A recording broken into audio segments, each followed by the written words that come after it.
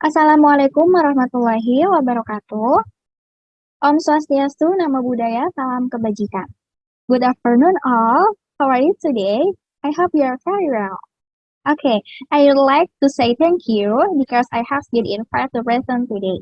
It's great to see you all. Okay, let me introduce myself. My name is Sarah Duyanjani. I'm from Indonesian Literature Study Program, National University. I will recently relate to the issue of the COVID-19 virus, which creates ambiguity in society. This is the result of my research in the field of semantic, with research title, Government Statement, Ambiguity Related to COVID-19 Issues, a semantic study.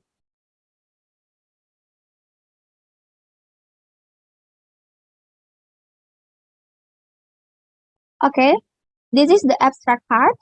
The study analyzes government statement related to the issue of the COVID-19 pandemic. The purpose of this study is to find out what the government is saying so as not to misunderstand the people who heard it. The theory used in this study is the theory of semantic studies. The method used in this study is a descriptive method because this method is the right method to describe the results of data collection by research through observation in the mass media on the statement of research subject.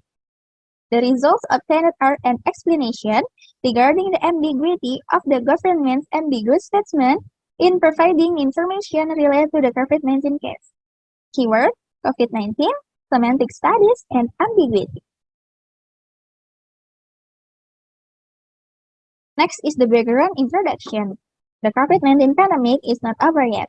To date, nearly 175 million people worldwide have been infected with COVID-19, and more than 3.7 million have died. In most cases, the virus only causes mild respiratory infections such as the flu. However, the virus can also cause serious respiratory infections such as lung infections, middle-age respiratory syndrome, severe acute respiratory syndrome, and even death.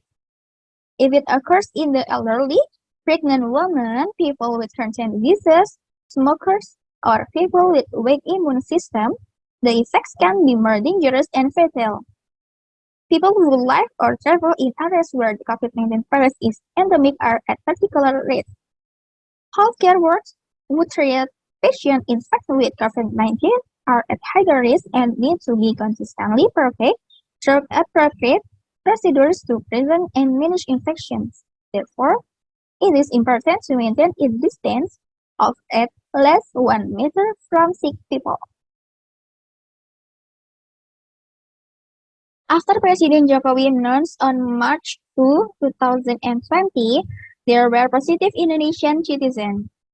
The government then formed a task force to accelerate the handling of COVID-19. Based on this law, widespread social restrictions are restrictions on the activities of residents in areas suspect of being infected or contaminated with disease.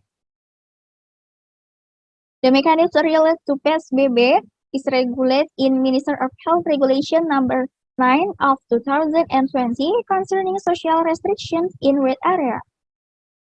The PSBB period is set at around 14 days. This is the longest incubation period for the COVID-19 virus. The first municipality to implement the PSBB was DKI Jakarta.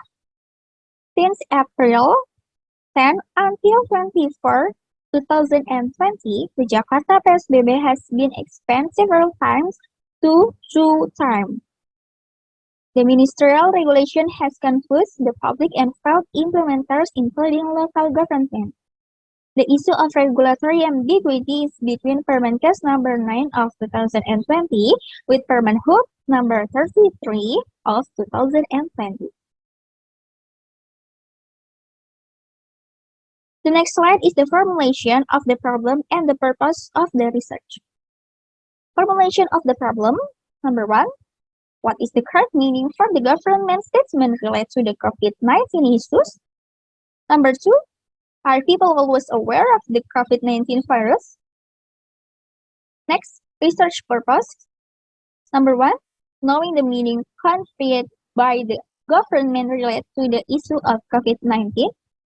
Number 2, raising public awareness to be more aware of the COVID-19 virus.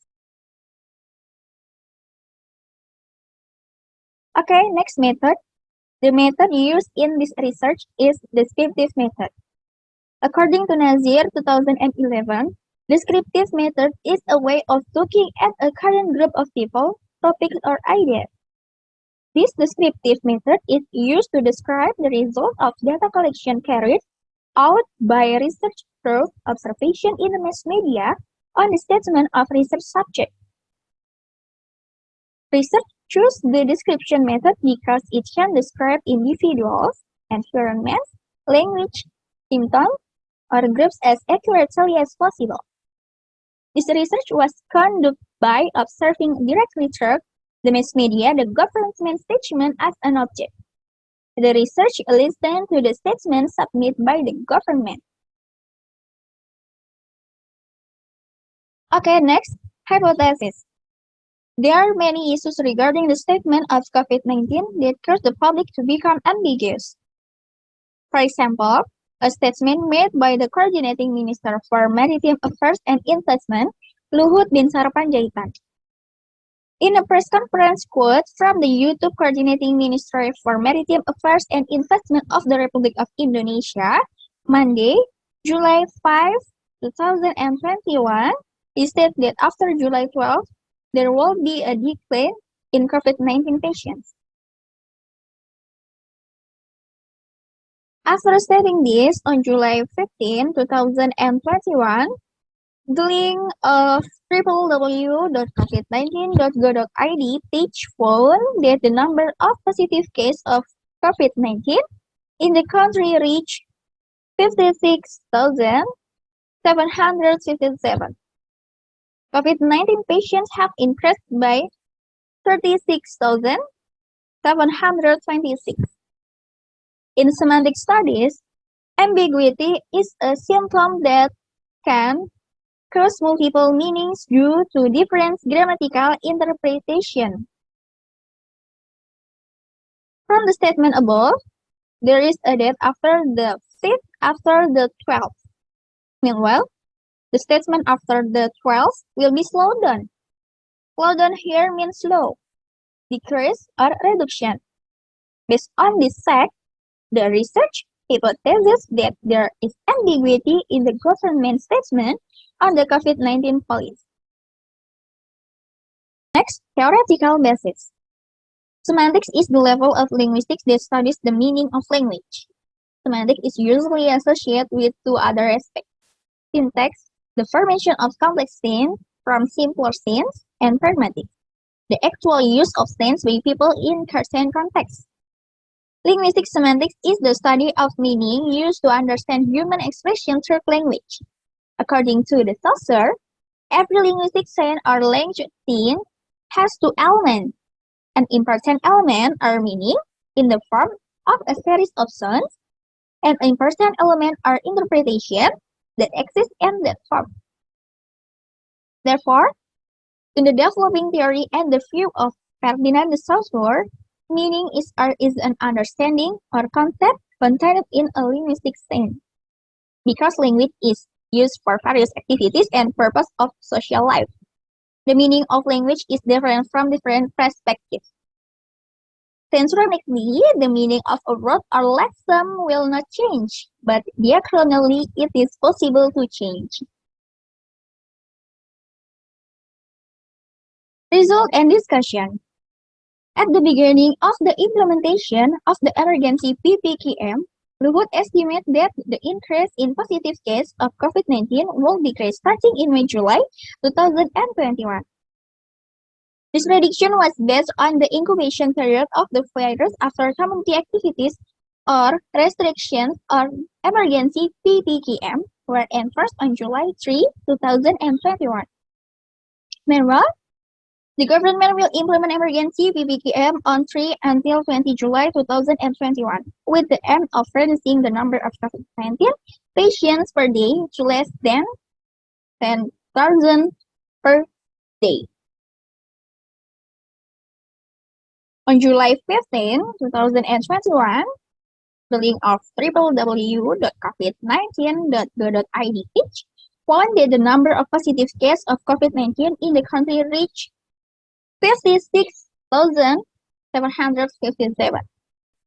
Thus, the total number of confirmed cases registered is 2,726,803.